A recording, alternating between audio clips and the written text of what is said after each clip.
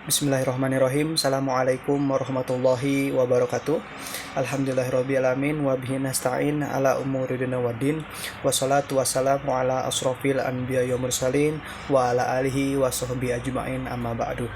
Alhamdulillah, pada kesempatan pagi hari ini, pertama-tama marilah kita ucapkan rasa syukur kita kepada Allah Subhanahu wa taala, yang mana atas karunia-Nya kita bisa melaksanakan, atas nikmat sehatnya, atas karunia sehat, atas karunia lain sebagainya, kita bisa melaksanakan sebuah aktivitas, yaitu perkuliahan dalam mata kuliah studi Al-Quran Tarbawi. Salawat bertangkaikan salam marilah kita tak henti-hentinya limpah curahkan ke baginda Nabi utusan kita, Habibana wa Nabiyana Muhammad Sallallahu Alaihi Wasallam, yang mudah-mudahan, yang alhamdulillahnya atas perjuangan beliau, atas jihad beliau, kita bisa merasakan nikmat Islam dan nikmat ihsan yang bisa kita rasakan pada pagi hari ini, yaitu perkuliahan dalam mata kuliah studi Al-Quran Tarbawi. Sebelumnya yang sama-sama kita hormati Kiai Haji Dr. Aam dan Al-Ustadz Dr. Cucu selaku pengampu dalam mata kuliah studi Al-Quran Tarbawi, yang mudah-mudahan selalu dilindungi oleh Allah Subhanahu wa taala dan selalu dilimpahkan karunia Allah Subhanahu wa taala. Amin ya Allah ya rabbal alamin. Izinkan nama saya Hari Gusantoro, salah satu mahasiswa program studi pendidikan agama Islam Sekolah Pasca Sarjana Universitas Pendidikan Indonesia, melaksanakan sebuah ujian yang mudah-mudahan dengan ujian ini derajat kita, ketakwaan kita kepada Allah SWT meningkat. Amin ya Allah ya rabbal alamin. Langsung saja kepada soal yang pertama, yaitu apa yang dimaksud dengan tafsir dan bagaimana sejarahnya. Seperti kita ketahui bahwa tafsir ini adalah sebuah pembelajaran yang mengajarkan kepada kita, yang memberikan pelajaran kepada kita bagaimana caranya kita memahami isi kandungan ayat suci Al-Quran Al-Karim tadi, yang seperti kita ketahui bahwa Al-Quran adalah kalamullah, tidak mudah dan tidak sembarang orang untuk bisa memahami kalam-kalam ilahi tadi. Tentunya dengan salah satu pelajaran tafsir ini kita bisa memahami dan mencoba menafsirkan isi kandungan Al-Quran Al-Karim.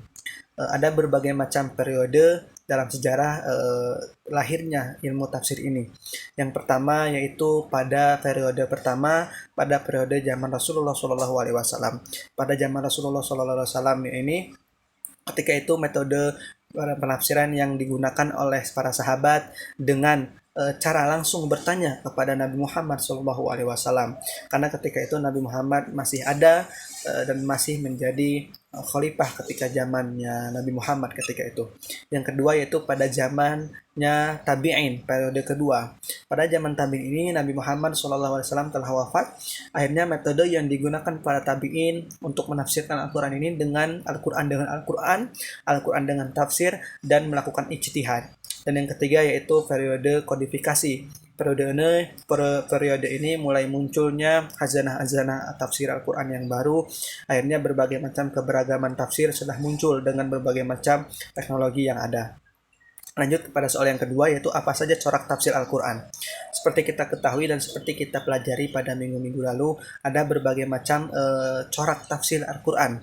Yang pertama adalah corak lugawi. Corak lugawi ini bagaimana cara penafsiran Al-Quran dari analisis bahasa, dari balaghah lain sebagainya. Yang kedua corak filsafat. Corak filsafat ini munculnya keberagaman penafsir Al-Quran disebabkan karena corak filsafat berbagai macam keilmuan atau teknologi yang ada. Yang ketiga adalah corak ilmiah.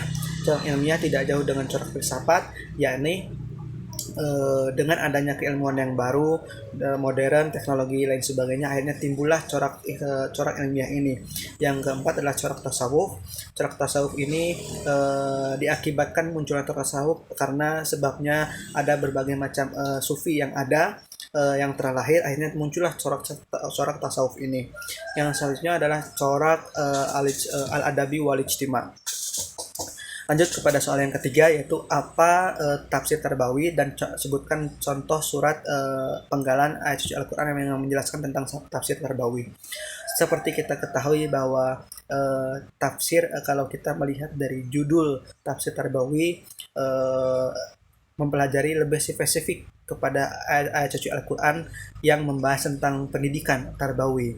Tentunya menitik beratkan kepada ayat-ayat Al-Quran yang menjelaskan tentang pendidikan. Dan ada berbagai macam, banyak sekali contoh dari ayat suci Al-Quran yang menjelaskan tentang pendidikan. Tapi saya menyampaikan satu saja. Yang pertama yaitu uh, uh, ayat yang menjelaskan bagaimana kita saum dan kewajiban kita saum agar seperti apa dan lain sebagainya. Itu surah Al-Baqarah yang berfirman, Allah SWT berfirman dalam Al-Qur'an, A'udzubillahi minasyaitonir rajim. Bismillahirrahmanirrahim. Ya ayyuhalladzina amanu kutiba alaikumusiyam kama kutiba 'alal ladzina min qablikum la'allakum tattaqun. Dalam Al-Qur'an, dalam penggalan ayat suci Al-Qur'anul Karim tadi menjelaskan kepada kita bahwa kita sebagai umat muslim wajib hukumnya untuk berpuasa, bersaum di bulan suci Ramadan, karena umat-umat terdahulu kita sudah melaksanakan, dan output atau hasil dari kita melaksanakan saum tersebut, kita semoga menjadi orang-orang yang termasuk la'allakum tattaqun, menjadi orang-orang yang bertakwa dan menjadi termasuk kepada kaum yang mudah-mudahan diakui oleh Allah Muhammad Nabi kita Muhammad SAW.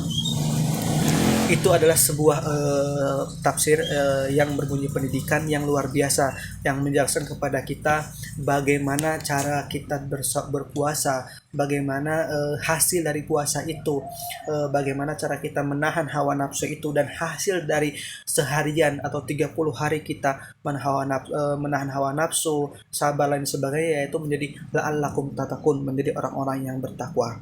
Dan soal yang keempat yaitu soal yang keempat itu yang menjelaskan bagaimana soal yang keempat itu yaitu surah Al-Alaq sampai surah Al-Qalam tentang tarbiyah, tentang pendidikan. Seperti kita ketahui bahwa Al-Alaq ini adalah wahyu pertama yang diturunkan Allah SWT kepada Nabi Muhammad melalui malaikat Jibril. Kalau kita lihat dari cara pelantara wahyu ini, Nabi Muhammad ketika itu tidak langsung menjawab atau tidak langsung bisa untuk ketika itu Allah memerintahkan kepada malaikat Jibril untuk menurunkan wahyu kepada Nabi Muhammad kepada Nabi Muhammad untuk Iqra. Ketika itu Nabi Muhammad tidak langsung menjawab bisa lain sebagainya, dan itu menjelaskan dan mengajarkan kepada kita bahwa kita sebagai peserta didik, bahwa kita sebagai pelajar, mahasiswa harus terus bersabar, harus terus belajar bagaimana cara kita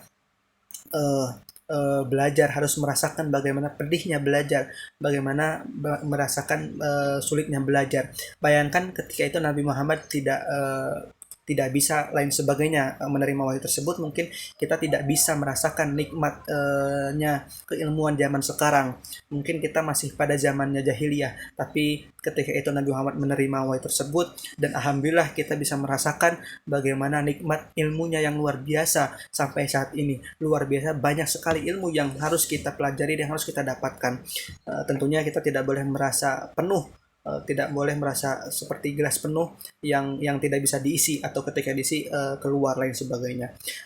Surah Al-Qalam lain sebagainya juga menjelaskan, surah Al-Qalam ini juga surah yang kedua diturunkan dari wahyu kepada Nabi Muhammad SAW.